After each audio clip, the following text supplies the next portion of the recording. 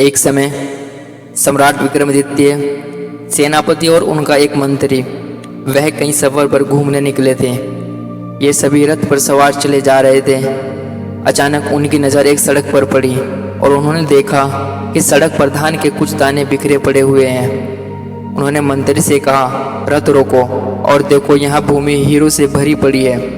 अब रथ पर जो सवार थे सभी के सभी देखने लगे और चारों ओर देखकर कहने लगे कि महाराज, आपको कोई भ्रम या गलतफहमी हो रही है कि भूमि पर हीरे नहीं धान के दाने पड़े हुए हैं, लेकिन वो आपको हीरे नजर आ रहे हैं।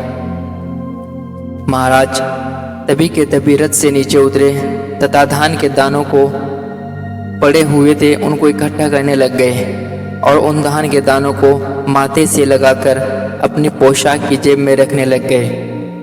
महाराज तभी उन्हें कहने लगे कि मंत्री महोदय, तुमने पहचानने में भूल की है। समझे आप, जीवन में असली हीरा तो अन्न ही होता है, लेकिन आप ये बात कहाँ समझ पाओगे।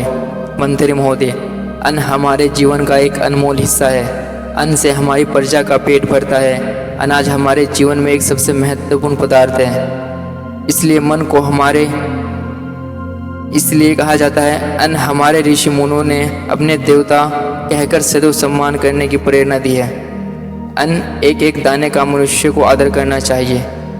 इसको पैरों के नीचे रौंदने से बहुत बड़ा पाप होता है। उसके बाद अचानक मंत्री को आभास हुआ कि जैसे साक्षात अन्नपूर्ण आशीर्वाद दे रही है कि जिस राज्य का राजा अन्न को इतना सम्मान दे रहा है वह राज्य सदैव अन्न के अक्षय भंडार से भरपूर रहेगा। इस राज्य का कोई भी नागरिक कभी भूखा नहीं मरेगा। यही होता है असली राज्य का राजा, जो अपनी जनता को उचित दर्जा देता हो।